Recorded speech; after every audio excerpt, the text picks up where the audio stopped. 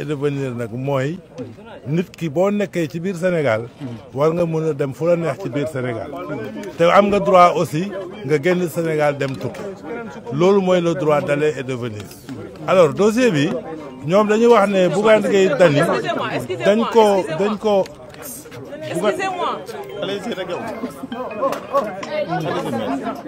dañu wax ne Bougane Gueye Dany dañ ko arrêté parce que président de la République mu ngi woon Bakel moom bi ñu ko arrêté sax taxaw na mais yéen xam ngeen ne Sénégal c'est pas parce que président de la République mu ngi dem fenn que ñun citoyens yi amuñu droit circuler donc loolu bon on l'a plaidé on l'a expliqué au juge on lui a rappelé que le Sénégal est un pays démocratique, n'est-ce pas? Et que le juge, c'est lui-même qui doit garantir aux citoyens la liberté d'aller et de venir.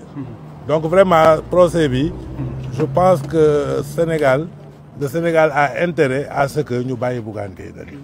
Ouais, parce que c'est une violation flagrante des droits et libertés d'une personne. Ça côté le procureur ci 3 mois yu bëgg ñu tëj Bougane ci ak amende bu 500 000 francs. li ma ci indi comme leer xam nga procureur moom dafay laaj rek. C'est une partie au procès.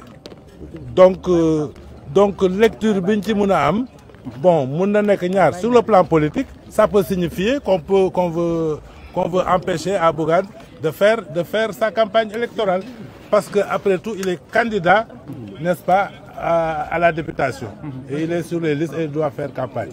Donc bu ñu ko tëjee 3 mois ça veut dire qu'il ne fera pas campagne. Donc si le procureur demande ça, ça veut dire qu'il cherche à éliminer un candidat à l'élection législative.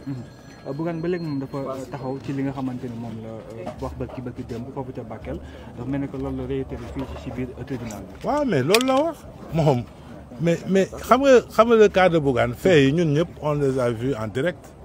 amul ku mu ump li xew. gendarme bi arrêté na ko ne ko sama supérieur hiérarchique moo ma ne naa la arrêté doo dem Bakel. mu ne ko waxal sa supérieur hiérarchique. Bougane day dem Bakel. waaw mais loolu nag vraiment. bu fekkee wax na ko waaw il a répété parce que noonu la demee. xam nga police ak gendarmerie waruñu jël ay instructions yoo xam ne dañu illégal. vous comprenez. parce que quand même suñu réew mi wax naa la droit n'est-ce pas d'aller et de venir. dafa am ay décisions yoo xam ne police wala gendarmerie bu koy jël. dafa war a fondé wu sur une décision administrative. te décision administrative boobu dañ ko war a motiver. état de droit noonu lay fonctionner. mais un commandant de brigade ou un général warul yeewu benn bés rek ne voilà kenn du dem fii parce que simplement président de la république dafay dem. vous comprenez xam nga loolu man bi ma juddoo ba tey mosuma gis loolu mos ngeen gis fu président nekk ñu ne citoyens yi buñ fa dugg. mais loolu amul fenn. surtout dans un pays démocratique comme le nôtre. Voilà. Donc de manière officielle, juge bi tranché. Non, juge bi tranché gul en ce moment maître El Hadj Diouf mooy plaider.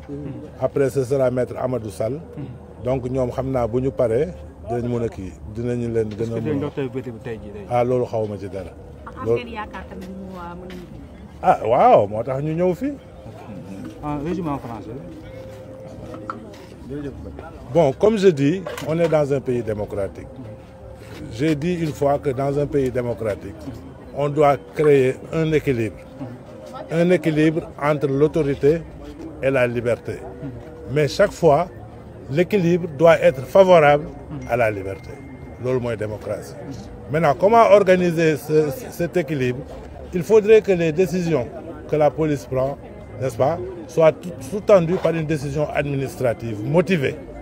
Parce que s'il y a des problèmes de sécurité quelque part, il appartient au préfet de prendre une mesure, un arrêté, et de dire que de telle date à telle date, il est interdit de fréquenter telle zone pour des raisons de sécurité. Et cette décision, elle doit être publiée pour qu'elle puisse être opposable aux citoyens sénégalais. Mais si cette décision n'existe pas, on ne peut pas prendre des instructions, les donner à des policiers ou à des gendarmes qui se mettent sur la route, qui, en dehors de tout contrôle routier, effectivement, le gendarme, quand il te contrôle pour des raisons, quand il contrôle ton permis de conduire, n'est-ce pas, tes pièces, il a le droit de t'arrêter pour ce contrôle-là. Et si tu ne t'arrêtes pas, tu commets le délit de refus d'obtempérer. Mais ce n'est pas le cas en l'espèce. Bougane n'était pas arrêté, n'est-ce pas, pour un contrôle routier. Et d'ailleurs même, il s'est arrêté. Il s'est arrêté. Le problème, c'est que après s'être arrêté et qu'on lui a notifié le motif pour lequel on l'a arrêté, n'est-ce pas, il a dit que je vais me rendre à Bakel. Parce qu'on est dans un pays démocratique. Il a même dit les mêmes mots qu'il avait... Mais oui, il a dit la même chose. Il a même dit la même chose. On a entendu les gendarmes et les policiers qui étaient là-bas. Donc ils ont dit qu'ils ont reçu des instructions pour arrêter le convoi de Bougane. C'est ça qui est grave. Les instructions venant de qui? Des instructions venant de leur supérieur hiérarchique. On leur a demandé, mais est-ce que les autres véhicules passaient? Mais les autres véhicules passaient. Donc si c'était une mesure qui concernait, n'est-ce pas, l'ordre public et les bonnes mœurs, on aurait dû arrêter tout le monde. Moi, on ne peut pas arrêter le véhicule de Bougane et laisser les Ndiaga Ndiaye et les autres cars rapides passer. Ça, c'est de l'injustice. Donc vous espérez sa libération de... Mais c'est pour ça que nous sommes là. Aujourd'hui, je ne peux pas le dire parce que c'est le juge qui va décider s'il va rendre sa décision aujourd'hui ou s'il va mettre l'affaire en délibéré. Merci beaucoup. Merci beaucoup.